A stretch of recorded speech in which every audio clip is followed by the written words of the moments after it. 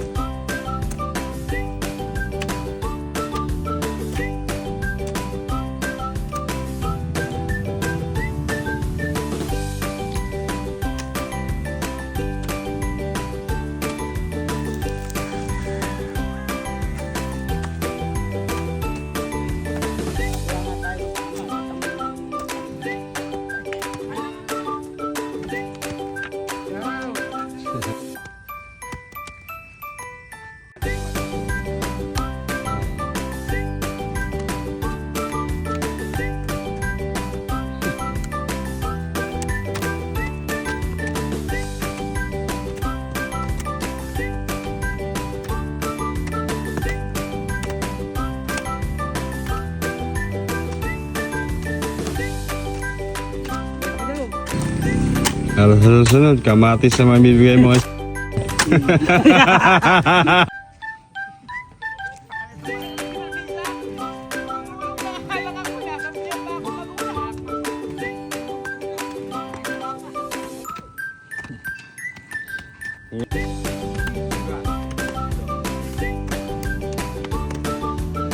Nung elementary kayo, nagganyan ba kayo? Oo. Kami, no? Nung garden. Kaya dapat hindi mawala sa kanyo, hindi mawala sa curriculum nung mga eskwelahan yung pagga-garden, kahit private, kahit public.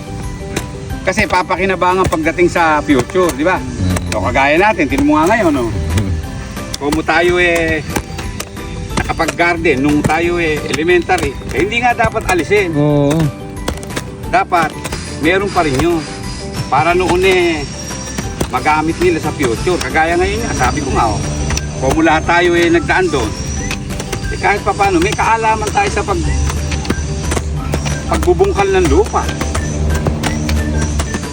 Nung nag-aaral palagay si Michael sa gardening lang magaling eh. Michael? Sinabi mo ba?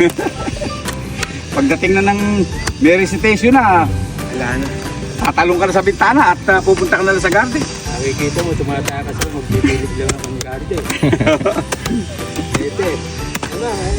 Ginagawa ko siya. Mamamatay ko yung tanong.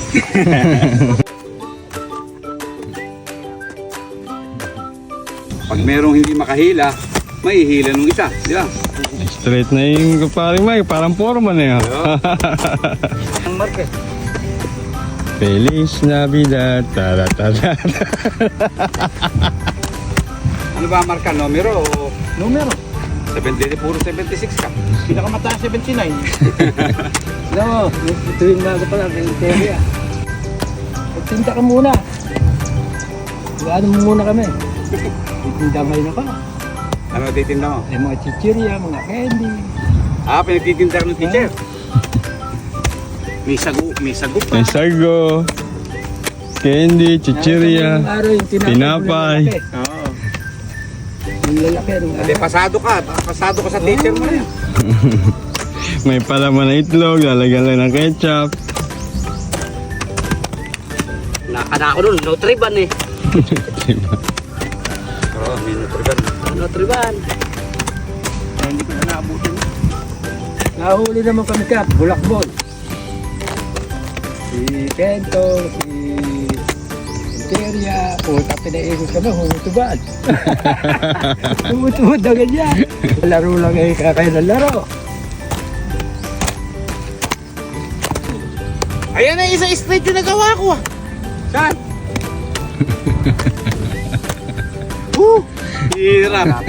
Baby. Ayan, kanay mo ko.